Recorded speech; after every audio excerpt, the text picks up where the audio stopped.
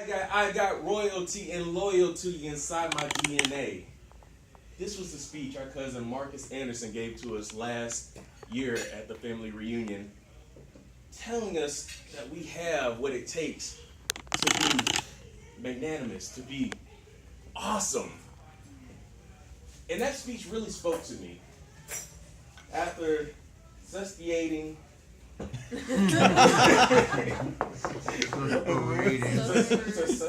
Suspirating. that word. Use your imagination. And having a talk with my wife, I said, I want to do a speech on the next family reunion. I have some thoughts and some things that I want to share with our youth that I believe will prepare them for the future that's ahead of them. When he talked about having loyalty and royalty inside our DNA, he talked about the ingredients of what it takes to reach a purpose, to reach our goal. But before I get started on that,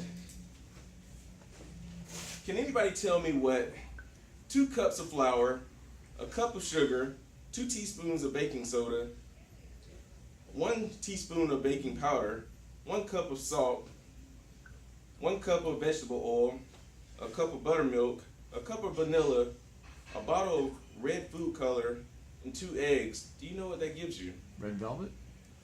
Bingo! That's because he's married to our aunt.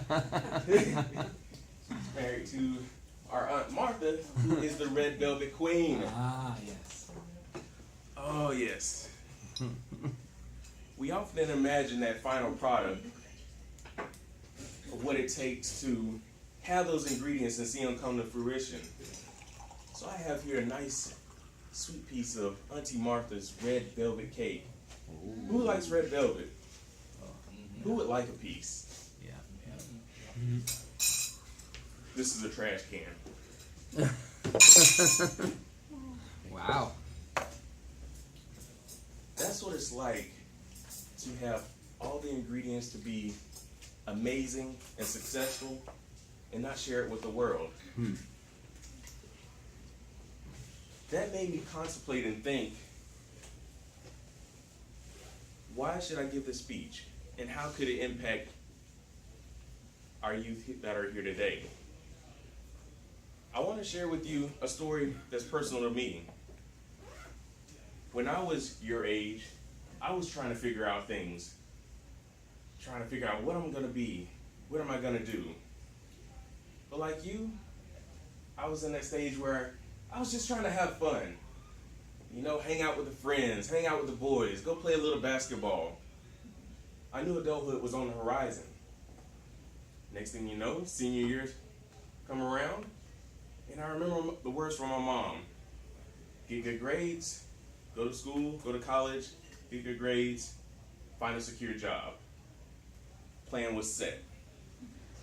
And essentially this is what my red velvet cake looked like, which probably is how yours look like right now. All the ingredients just mixed together. Just a mess, right? And so I followed that plan. And halfway through college, I forgot what I was there for. What was my real purpose in going? And so I struck out and said, I'm going to find a job and become very successful at making money, in which I did. And it wasn't until I had a sit-down talk with a bunch of my cousins 7 years later, in which we were talking about our legacy. And we're sitting there, and we're going around the room, and we're talking about each other. What's going to be your legacy? What's going to be your legacy? And he finally got around the room to me. David, your legacy is going to be, you're the fun guy. You're the one who makes a really good drink. You get the party started. Great dancer. And everybody agreed, and they were excited and cheering, and I think we were all drunk at that time. Outwardly, I was smiling. Inwardly, I was crying.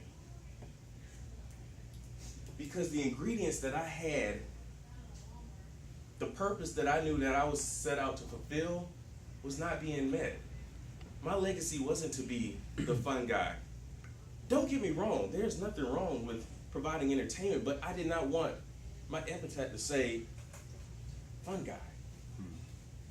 I knew my purpose was to help people in some sort of way. And what I want to share with you are some of the things to avoid going down that path to where you forget what your purpose is. The first thing that I learned is that you need a mentor. Auntie Martha, our cake queen, did you automatically know how to make a red velvet cake? Or was there someone there to help you, guide you, to show you how to mix the ingredients together to come out with this cake that we all love and crave and fight over? Absolutely. Julia Childs. And that's what we all need. And I'm speaking now to all the parents, the moms, the dads, the aunts, the uncles. They say it takes a village to raise a child. Well, that is true. Because if you don't raise them, social media will. And instead of taking the path to make that cake, what we do is we see on Instagram, this is what a red velvet cake is supposed to look like. Mm-hmm. And we don't take into account how that red velvet cake came to be. And we discount the process. What does that process actually look like? With that mentor, you go into the next stage, which I avoided for the longest. Once you get all those ingredients mixed together, does anybody know what's the next step that you have to do? Bake it. Mix it. Cook it. You said it. You have to bake it. When you have to bake it, it has to go through extreme heat. Why? Because it changes the properties into what we all come to know and love. Imagine I have a second piece of cake. This wonderful red velvet cake. But oftentimes that's where we stop. We have the ingredients. They're all mixed together. They're ready to be put through the fire. But yet we shy away from it. And we try to take the shortcuts that we see on social media. And I did that for the longest. Until I had to sit down with our cousin Lyndon.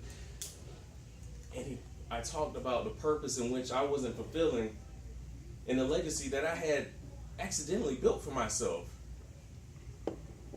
And we had that sit down talk. Little did I know he would be actually my mentor. And explain some of the things that he went through and some of the trials and tribulations that led him to be the successful lawyer that he is. And so he guided me to one of the financial advisors that I now work with. Did I see 8 years before that I was going to be a financial advisor? I did not. I wish that I would have seen that so I could have began my purpose earlier. However, I stand here today telling you that mistakes will be made. And in order to get to that path of success, to fulfill that purpose, you must go through the fire. And it's okay to fail. Society tells us otherwise. Society tells us to put up this front and that things will just magically work out. But that's not true. You have to put the work in.